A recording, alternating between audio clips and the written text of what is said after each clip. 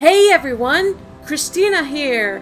I went on another trip, this time to Florida to check out Disney World and Universal Studios Orlando, after I went on a trip to California just 7 months ago to check out Disneyland and Universal Studios Hollywood. And just like I did for that California trip, I'm going to do a tier list of all the attractions I visited in Florida in the main 4 Disney World parks and in Universal Studios Orlando. Only one thing will be at rank S, so keep watching to find out which one makes it up there. Without further ado, let's get started.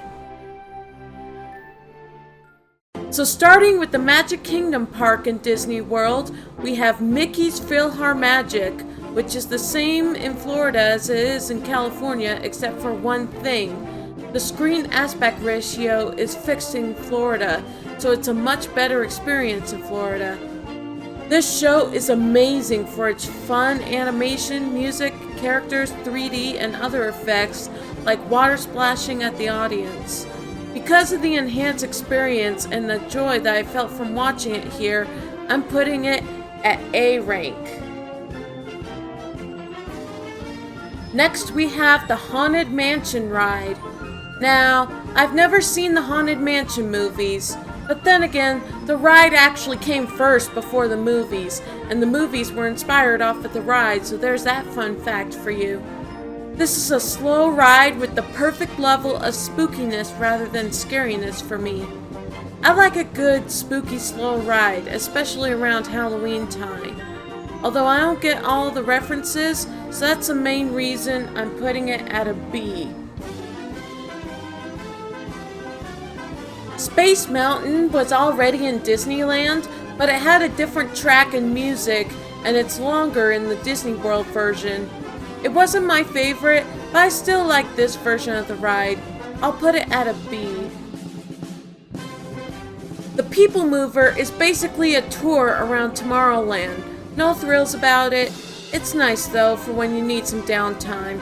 I won't ride it again unless people want me to, or I need some downtime, so I'll put it at a C. Next is Big Thunder. I love it, just like how I did in Disneyland. It's a fun family coaster, and I'll definitely ride it again. This is going to be an A rank. Next is Peter Pan's Flight. It's a slow ride, and I get slight vertigo from looking down from flying up high. This is a big reason why I prefer the Disneyland version. This one isn't as enjoyable, so I'll put it at a D. The Seven Dwarfs Mine Train is another family coaster, and it's super fun actually, even if it gets slow at times to show the dwarfs working. I'll definitely ride it again. It's an A rank. Next is Tiana's Bayou Adventure. It's pretty good. Although it replaced Splash Mountain, I'd say it's a worthy replacement, because even though I've only seen Princess and the Frog once, I enjoyed hearing the music and seeing the characters jam out. And the 50-foot plunge is fun too, although I don't enjoy it as much as the A rank ride, so I'll put it at a B. Pirates of the Caribbean is another ride that's good for if you need some downtime, although it's more condensed than the Disneyland version, so I prefer the Disneyland version. But I still liked it, so I'll put it at a B. Next is the Tron Light Cycle Run. I love this ride. Its concept is nice and unique, the lighting and theming is cool, and it's a fun roller coaster for those that love dark rides, bike racing, and technological themes. I went on it 4 times during my trip, and I really enjoy it, so it's going on an A rank. The Monsters Incorporated Laugh Floor was something on my bucket list for this trip, and I loved it a lot. It's where certain members of the audience participate in the comedy hosted by Monsters and try to make everyone laugh. You can even submit your own jokes to be a part of the show. I didn't submit any jokes, but it sure was fun as heck to hear what kind of jokes everyone had to offer. This is going on A rank as well. Next is The Many Adventures of Winnie the Pooh. I love Winnie the Pooh, as I mentioned in my Disneyland tier list. The Disney World version has some changes, including the cart bouncing softly when Tigger asks for you to bounce with him. This ride still tells the story well and brings nostalgia. Because storybook rides aren't my favorite, but I still enjoyed this, I'll put it at a B.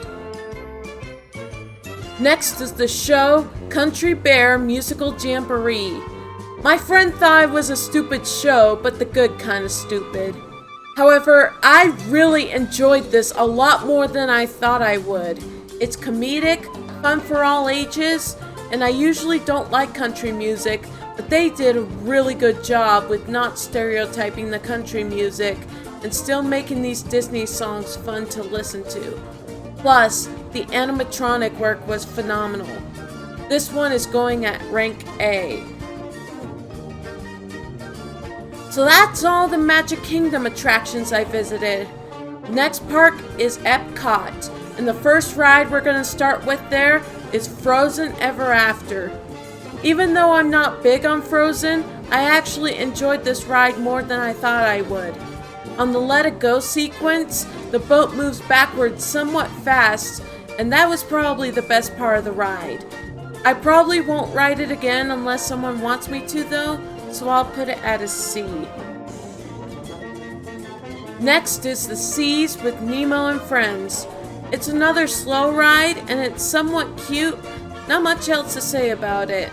I won't go on it again unless someone wants me to ride on it again, so I'll just put this as C. Turtle Talk with Crush was another attraction I had on this trip's bucket list. It was just what I expected it to be.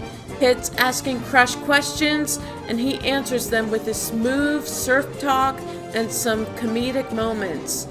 I love this kind of interaction with Disney characters.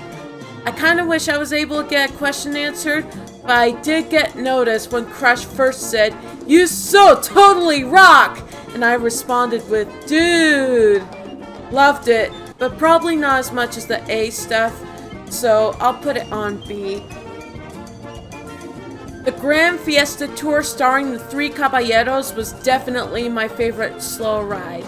I love the Three Caballeros, especially Panchito. The music is fun, and I love seeing the effort put into the animations on the screens and the animatronics at the end. This ride makes me smile and giggle every time I ride it. It's going to rank A. Up next is Remy's Ratatouille Adventure. I usually don't like 3D rides due to motion sickness. This is one of the only rides I can tolerate. But if you're more prone to motion sickness than I am, don't ride this. I thought it was interesting though to hear the characters speak in French as well as English. I guess that's a good reason to have this ride in Epcot so that it increases the park's cultural diversity. I'll probably put this at a C. I won't ride it again unless someone wants to go on it with me. Next is the show American Adventure. It was really boring. I fell asleep during most of it, but during the time I was awake, I could see so much life put into the animatronics, so I feel like they did amazing with that. I just wish the show wasn't so much into history, since history is my weakest subject. I'm putting this at an F because of this, and it's 35 minutes long. Sorry. Next is Guardians of the Galaxy Cosmic Rewind. I thought I was going to get motion sick during this ride, but turns out I didn't. I didn't even need to take Dramamine to enjoy this ride. There's a variety of music that plays during this ride. The turning of the carts wasn't too hard on me. I didn't need to scream from the speed of this ride. It was a neat experience riding this one twice. I'm putting this at an A. Journey into Imagination with Figment was another one of those stupid but okay rides. It's a slow ride that takes you to the labs that test your 5 senses and teaches that your imagination works best when it's set free. I'll go on it when I have kids, but it's not good enough for a C rank, so I'm putting this at a D. Spaceship Earth, the main landmark of Epcot, is another slow ride for when you need downtime, though it lasts longer than Pirates of the Caribbean and the People Mover. So be sure to plan your day carefully if you want to go on this ride. It takes you through the dark and teaches you about the evolution of communication and how far the future has come. There's also a screen that allows you to see what your far future could look like. I get bored and sleepy on this ride, so I'll put this at D as well. And that's all the Epcot rides I went on. The next park is Disney's Animal Kingdom. The first ride from there we'll start with is Dinosaur. It's a similar concept to the Indiana Jones ride at Disneyland, but this time you're taken on a rover through time to bring back a dinosaur. It was pretty good. I'll ride it again. This will be at a B rank. Expedition Everest is a fun coaster for all ages. I really enjoy this ride. Going backwards on it isn't too big of a deal for me. I'm definitely willing to ride again, so this goes on A rank. The Kilimanjaro Safari was pretty good. It was nice to see all the animals and learn fun facts about them. It's a little long though, but I'm willing to ride it again if someone wants me to. This will go at a C. Next is the 3D show called It's Tough to Be a Bug. I've actually never seen A Bug's Life, so it was harder for me to enjoy this show. It's a little creepy, and you get sprayed with sprinkling water and a stink spray. While those are cool effects, I didn't really care for this show. It's going at rank D. That's all the Animal Kingdom attractions. Finally, for Disney World, the next park we have is Hollywood Studios. The first ride for that is the Millennium Falcon ride, which is the exact same one as in Disneyland. And I'd say I still enjoy it as much as I did in Disneyland. It's pretty good, so I'll put it at a B again. Mickey and Minnie's Runaway Railway is pretty much the exact same as in Disneyland as well, with a few minor changes to the set. And like I said in the Disneyland tier list, I don't really enjoy Mickey's modern voice, but I still enjoy the ride enough to ride it again if someone wants me to, so I'll still put it at a C. Next we have Rock and Roller Coaster starring Aerosmith. Although this wasn't my first upside down roller coaster, if you're looking for a good one to start with, I'd highly recommend this one. It has 3 upside down parts, but I could really only notice one during the ride. It starts with a fast launch and then chooses an Aerosmith song to play while you're rocking and rolling through the dark streets of Hollywood. If you have slight motion sickness like me, try asking to sit in the front of the car. It's smoother that way so that your head doesn't bonk all over the place. I like this coaster and will definitely want to ride it again. This will be at a B rank.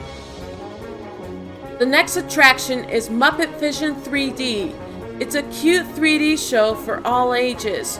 Great for doing it with family, friends, or by yourself. There's lots of neat effects in the show, and I would love to see it again. This goes at a B rank. Next is Toy Story Mania, which as far as I know is the exact same one as in Disneyland as well. It's a shooter ride, and I'm not good at shooter rides. It's 3D, but thankfully there isn't any motion in the 3D scenes to make you feel sick. The only motion is the moving and turning of the carts. By the way, I don't know how I forgot to put this ride in the California tier list, but I did. But either way, I probably feel the same about it in Florida like I did in California. I won't ride it again unless someone wants to go on it with me, so this one will be at a C.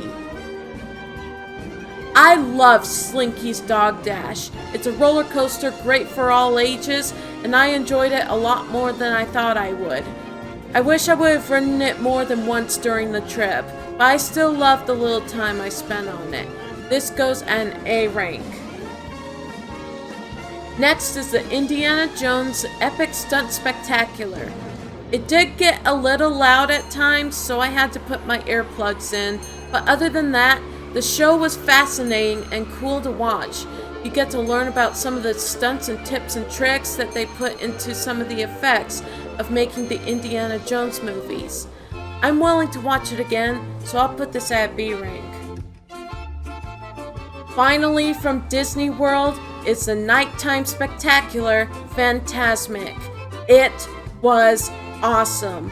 It was an unforgettable and inspiring show and something I want to watch live over and over again.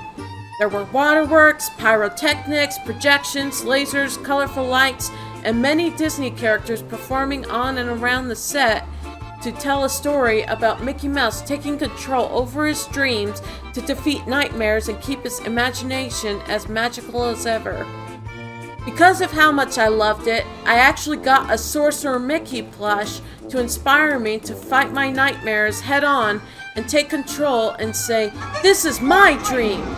This attraction goes up to rank S. Definitely go see Fantasmic if you haven't already. Now let's move on to Universal Studios Orlando. Keep in mind, Epic Universe hasn't opened yet at the time I went on this trip, so none of the attractions that will be there will be in this video. First off, we have Hagrid's Magical Creatures Motorbike Adventure. It's pretty good. I only went on it once and sat in the companion seat, so I don't know what it's like to ride the bike yet, but I had fun on it. The falling drop is the only part I don't like about it, but despite that, I'm willing to ride this again. This will go at a B rank. Up next is the Jurassic Park River Adventure. It's a pretty cool ride. The plunge at the end is pretty big and fast though, but I still enjoyed it and seeing all the interesting dinosaurs during the ride. I'll ride it again, so I'll put it at a B rank. Velocicoaster is definitely my favorite coaster in Universal Studios.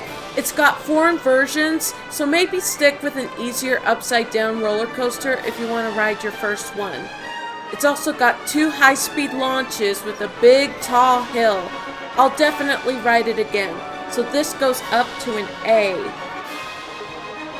Next is Skull Island, Reign of Kong. It's a 3D movie happening while you're inside of a truck with some slight motion involved. Not recommended if you get motion sickness easily. I didn't get sick on it, but it's a little scary and loud. I don't really like it, so this is being put at a D. I rode the Cat in the Hat ride with my friend just because we were in the area and needed some downtime, and it was a boring, stupid ride telling the story of Dr. Seuss's Cat in the Hat. I'll ride it with my kids when I have them, but it's not something I want to ride often, so this is also going at a D. Up next is the ride that was the scariest for me to anticipate, The Incredible Hulk. I was very worried it'd be too rough for me. However, the 7 inversions weren't too much for me, and I actually enjoyed the ride so much that I went on it twice in a row.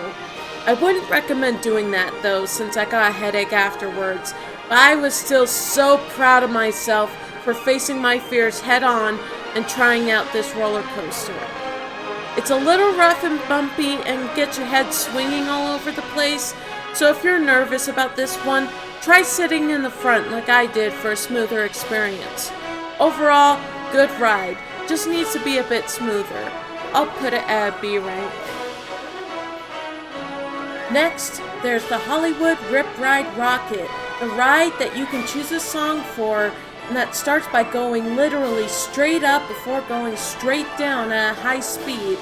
No upside down parts, but the very tall hill at the beginning might be a bit scary, so maybe ride Velocicoaster to prepare for that. I enjoyed the ride and want to ride it again at some point, so this one goes at a B rank. And finally, we have the Revenge of the Mummy ride, which was also in California, but there are many major changes to the one in Florida. It got loud and a little scary for my taste, so this wasn't my favorite, but I'm willing to ride it again if someone wants to go on it with me, so I'll put this at a C. And that's all the attractions I visited during my Florida trip. Let me know in the comments what your favorite attractions are in these resorts. I'd love to see what other people think. I hope I can return to Florida soon to visit some of these again and to try going to other parks to rank more attractions. Thanks for watching, everyone, and we'll see you in another upload.